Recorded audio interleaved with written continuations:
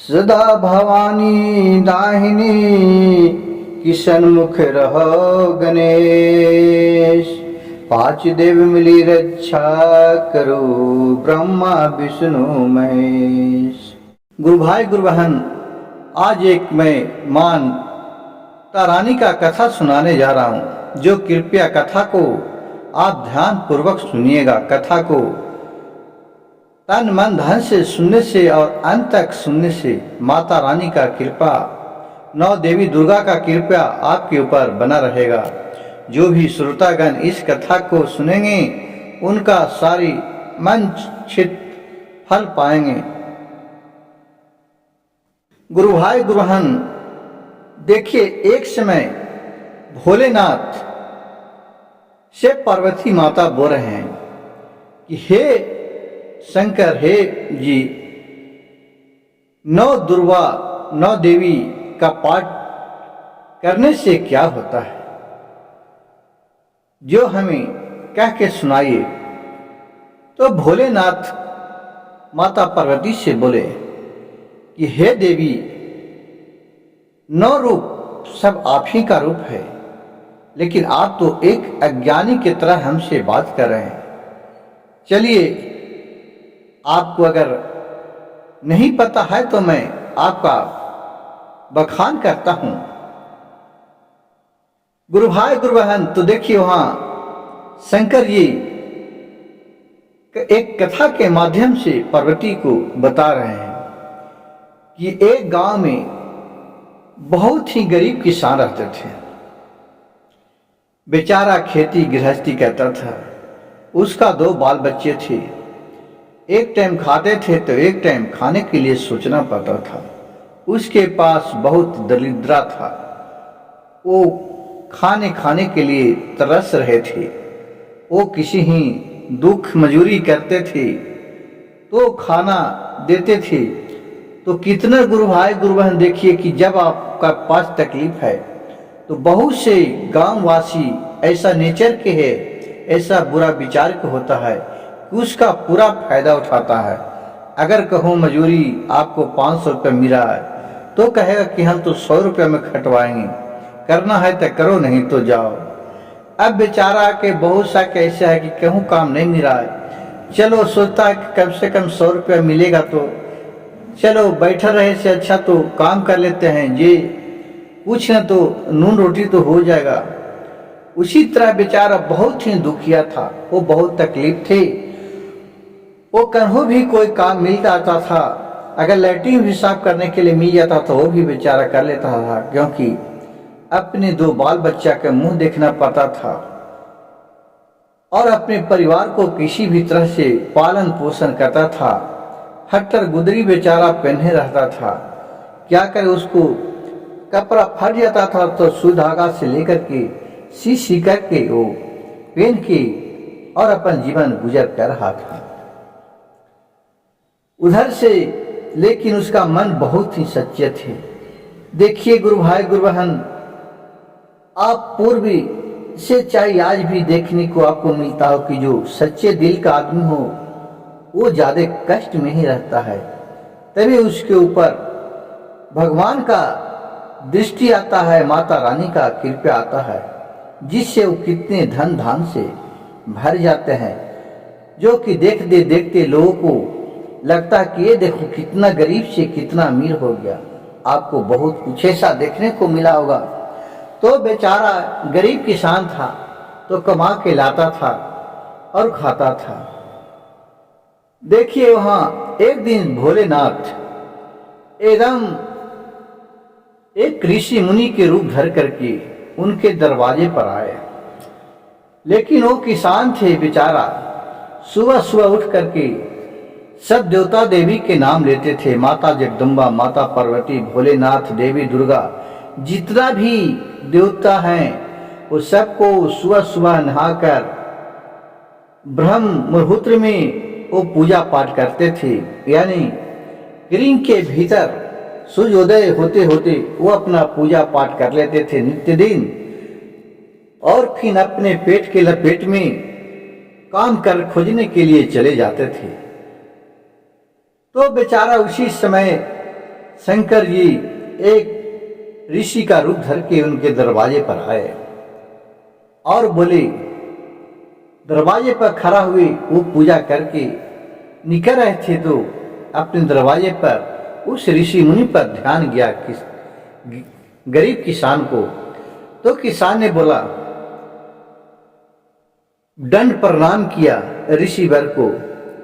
वो बहुत ही तेजस्वी समान लग रहे थे, क्योंकि वो तो नाथ भोलेनाथ थे और ये सच्चे दिल से पूजा पाठ करते थे। तो देखिए कि एक हीरा को बखान सकता है कौन, तो एक जाहुरी, जिससे आम आदमी को तो पता नहीं चलेगा कि इस हीरा में क्या गुण है, लेकिन वही सौंदर्य ही ले चल जाइए तो हीरा का महत्व वो सौंदर्य ही बताता है। जिस तरह एक किसान बेचारे सच्चे दिल का आदमी था, पूजा पाठ करता था नित्य दिन, तो इसे भोलेनाथ के तेज को देख पाया, ये समझ गया कि ये कोई आज हमारे दरवाजे पर कोई भगवान पहुंचे हैं, आज मैं अहोभाग हो गया। और वो उस महर्षि को प्रणाम दंड किए और बोले कि हे ब्राह्मण देव, हे ऋषि मुनि, बोलिए, अहो मेरा भाग्य, आप हमारे दरवाजे पर आज पधारे, बोलिए क्या आपका मैं सेवा कर सकता हूं। तो शंकर जी बोले, ऋषि मुनि थे जो, कि हे वत्स, हमें एक गिलास पानी पिया दो। तो वह कहे कि ठीक है ऋषिवर, आप आइए अंदर बैठिए। वो बेचारा बहुत ही सच्चे दिल के आदमी थे। उसका एक टूटा सा झोपड़िया था, उसी में अपना उसे बुला करके और उन्हें बैठाया, पानी पियाए। तो शंकर जी बोले कि हे किसान, हमें यहाँ थोड़ा विश्राम करने के लिए आज जगह दो, मैं दिन भर बहुत थक गया हूँ, रात में चल रहे थे चलते चलते, कहूँ रात में विश्राम नहीं किए हैं, हमें आज यहाँ रहने का तुम जगह देगा, आज मैं रह सकता हूँ। कहे हो भाग्य मेरा कि आप मेरी कुटिया में पधारे।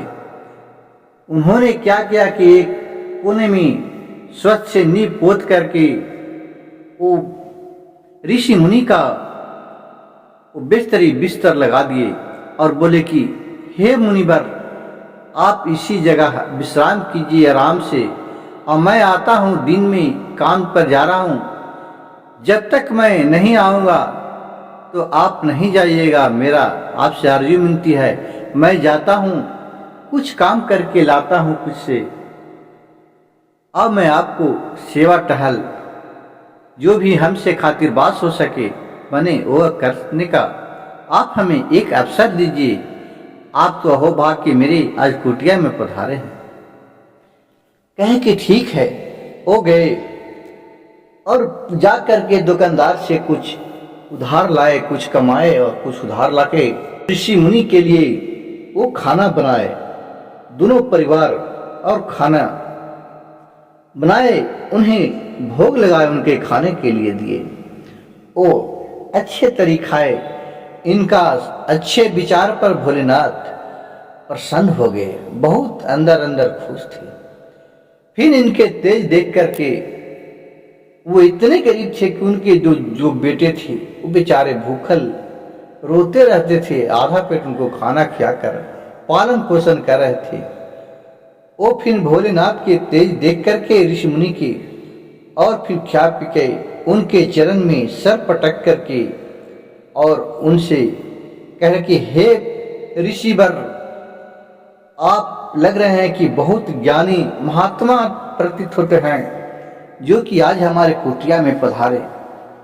हे प्रभु, आप हमें सोच के विचार करके बताइए कि हम कौन सा पाप किया जिसके कारण आज हम इतना दरिद्रता का कष्ट झेलने पड़ रहा है।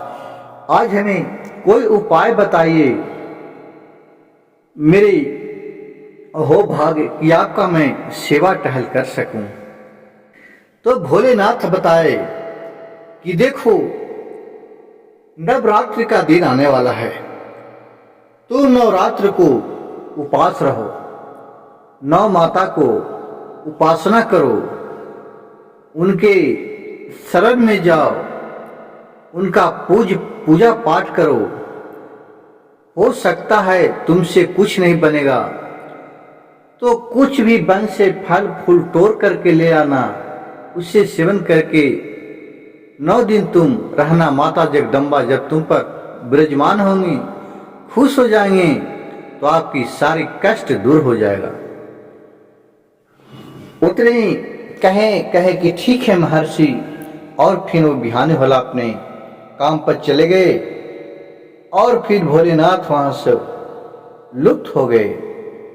वो समझ गए कि ये हमारे भाग्य का उदय है, यहां से तो चले गए कर मतलब कि कोई हमारे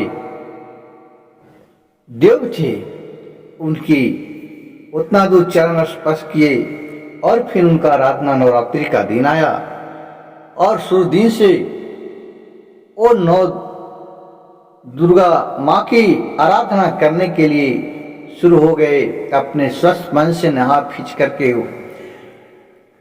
दीपक के कणों से व्यवस्था किए, घी तेल का दीपक जलाने लगे और अपने एक फोटो कीन के लाए और उसी से अपना माता रानी का पूजा पाठ करने लगे और 9 दिन का उपवास रखे।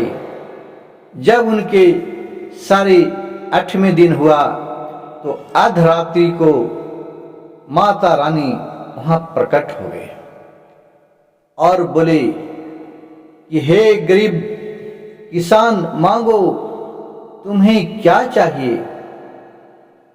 जब इतना देखकर अपने पास माता रानी को देख करके उसे खुशी के मारे ठिकाना ही नहीं रहा।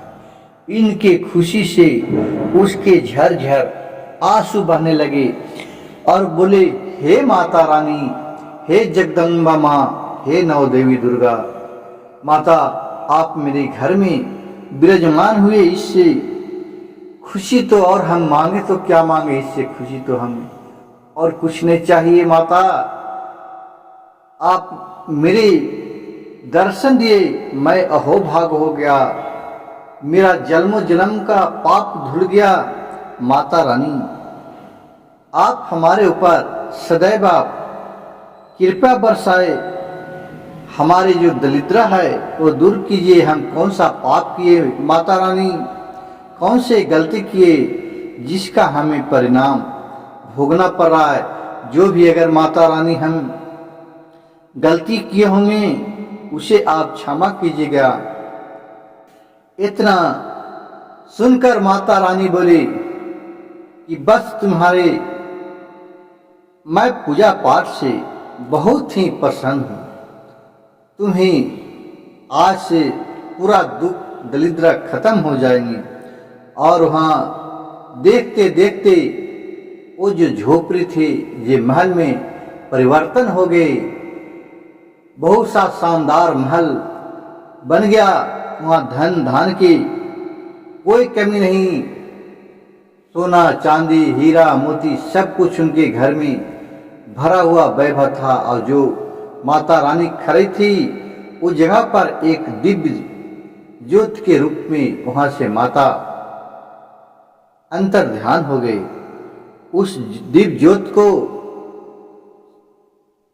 नित्य दिन पूजा पाठ नियम धर्म से वो ब्राह्मण करने लगे और बिना माता रानी के दर्शन किए नित्य दिन खाना नहीं खाए। इतना वो दुर्गा माँ के नवरात्रि में प्रति साल वो पूरा धूमधाम से नवरात्र का पाठ कराते थे, पूजा पाठ कराते थे और गरीब को दान दक्षिणा देते थे, ब्राह्मण को भोजन कराते थे, नौ कन्या को दान कराते थे।